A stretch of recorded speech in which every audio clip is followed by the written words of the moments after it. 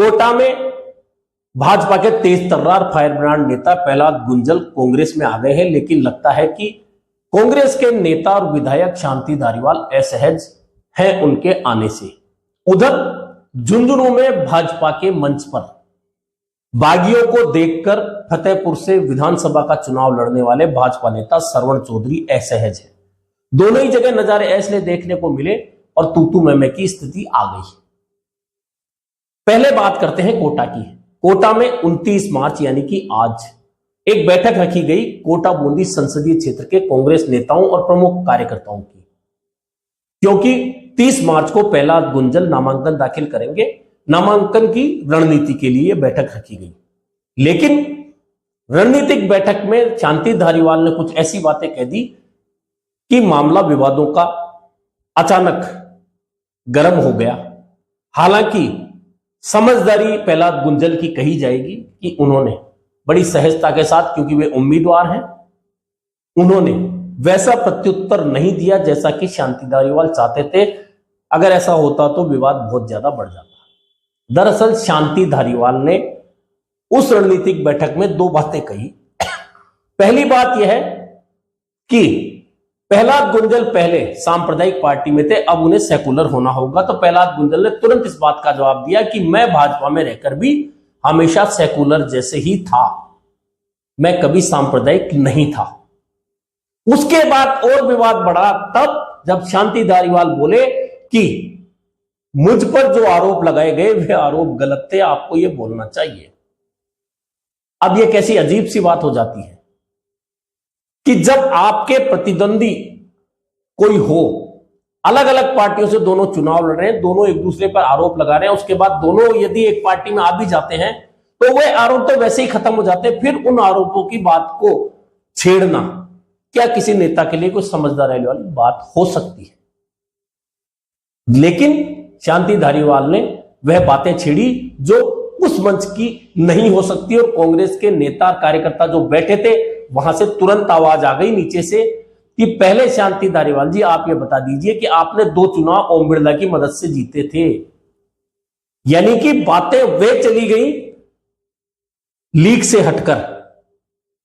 वैसे जो नीचे से आवाज आई थी शांति धारीवाल के लिए कि ओम बिरला की मदद से 2 चुनाव जीते विधानसभा के, उस बात में कई बार दम इसलिए नजर आता है कि आप थोड़ा सा फ्लैशबैक में चले जाइए। जब ओम बिरला राजस्थान विधानसभा के सदस्य हुआ करते थे, शांति धारीवाल भी हुआ करते थे, दोनों साथ साथ में सदन में बैठते थे। मुख्यमंत्री के रूप में अशोक गहलोत होते थे, और अशोक गहलोत ने एक बार नहीं अनेकों बार विपक्ष में रहते हुए भी, सत्ता में रहते हुए भी, दोनों को लेकर जब भी कोई बात उठती थी कोटा को लेकर, ओम शांति अशोक गहलोत बोलते थे और सदन में ठहाके लगते थे। इसका मतलब सब जानते हैं, राजनीतिक लोग जानते हैं, कोटा के लोग जानते हैं, दोनों नेता जानते हैं और नेता भी जानते होंगे। लेकिन जब विवाद उठते हैं तो ये बातें बार बार में उठकर निकलकर आती हैं।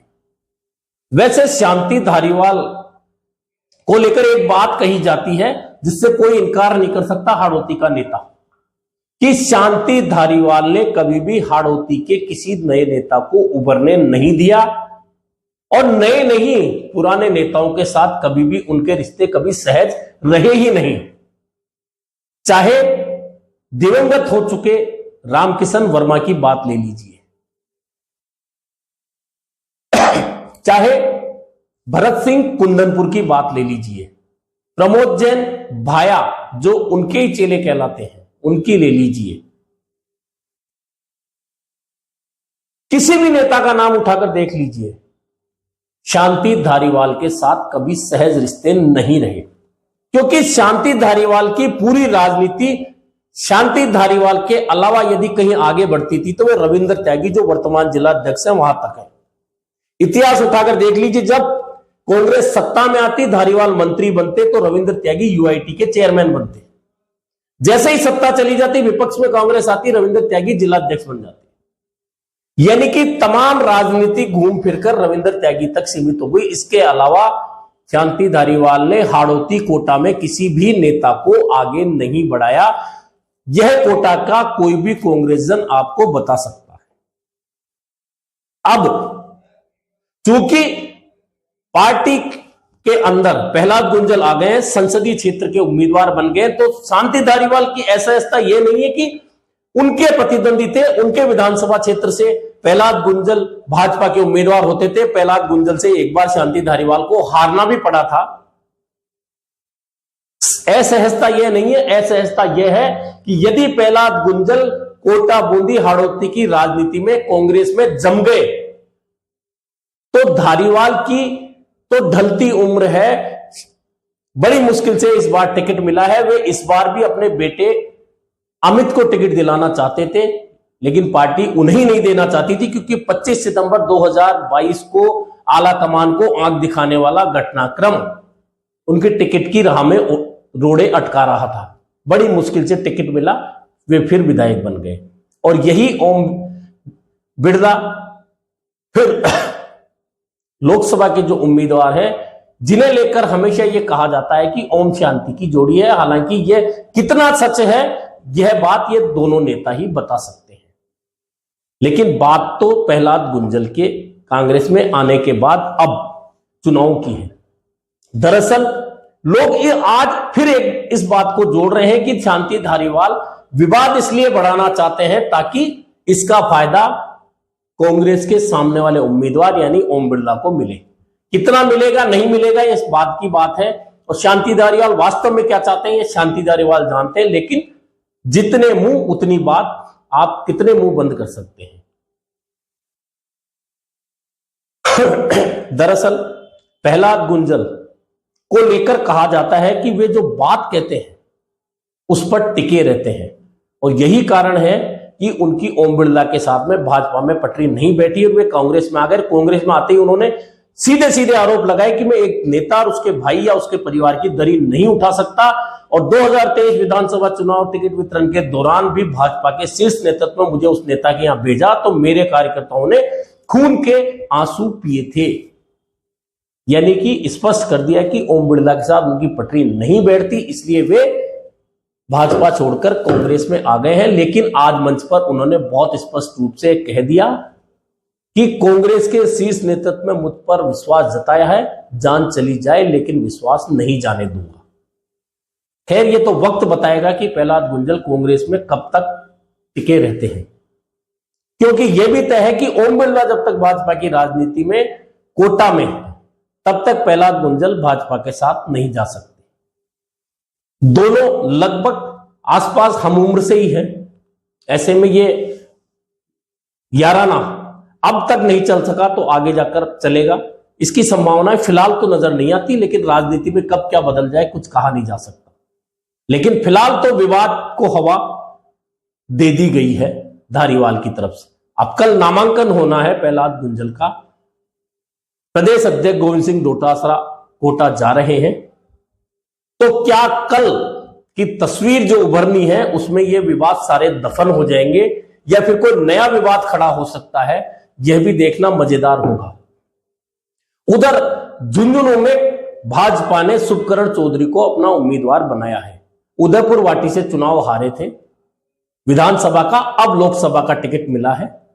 और इस लोकसभा के टिकट के मिलने के बाद फतेहपुर में वे अपना कार्यालय खोलने गए तो विवाद हुआ और मंच और नीचे बैठे कार्यकर्ताओं के बीच में तू मैं ही नहीं हुई, जूतम पैजार की स्थिति भी पैदा हो गई। इस दौरान जो नेता मंच पर बैठे थे उनमें वे बागी भी थे जो फतेहपुर से विधानसभा चुनाव के उम्मीदवार श्रवण चौधरी के सामने चुनाव लड़े थे। आपने देखा होगा कि 3 दिन पहले वे तमाम नेता भाजपा में शामिल होने आए थे। भाजपा कार्यालय में 4 घंटे बैठे रहे, लेकिन भाजपा ने उन्हें शामिल नहीं किया। लेकिन अब वे नेता मंच पर दिखे तो श्रवण चौधरी ने बहुत स्पष्ट तौर पर कह दिया कि यदि बागी या मंच पर नजर आते हैं, भाजपा के साथ नजर आते हैं जिन्होंने मुझे चुनाव हराया, तो अब जिम्मेदारी कौन लेगा। यानी कि कुल मिलाकर कांग्रेस में अगर कोटा बूंदी में यह विवाद शुरू हुआ है तो भाजपा में भी झुंझुनू लोकसभा पर यह विवाद हो रहा है। इससे पहले गंगानगर की सीट पर भी भाजपा की सभा में इस तरह की स्थिति बन चुकी है। चुनाव शुरू हो चुका है, जैसे जैसे चुनाव परवान चढ़ेगा ऐसे बहुत सारे दृश्य अलग अलग पार्टियों में, अलग अलग विधानसभा सीटों पर, अलग अलग लोकसभा क्षेत्रों में, गांवों में, ढाणियों में देखने को मिलेंगे। दरअसल जनता के पास यही तो वह समय होता है जब उसे इस तरह के मजेदार वीडियो राजनीतिक देखने को मिलते हैं। जनता भी इसी समय का इंतजार करती है। उसके बाद तो जिसकी सत्ता होती है, जनता सिर्फ उसका मुंह ताकती है। फिलहाल ऐसे विवाद आते रहेंगे, चुनाव चलते रहेंगे, क्योंकि इस बार का चुनाव 2.5 महीने का है। 2.5 महीने के दौरान देश में कहां कहां कैसे कैसे दृश्य देखने को मिलने वाले हैं, जनता उनका बेसब्री से इंतजार कर रही है। फिलहाल आज के लिए इतना ही, फिर मिलेंगे नए मुद्दे पर चर्चा के साथ।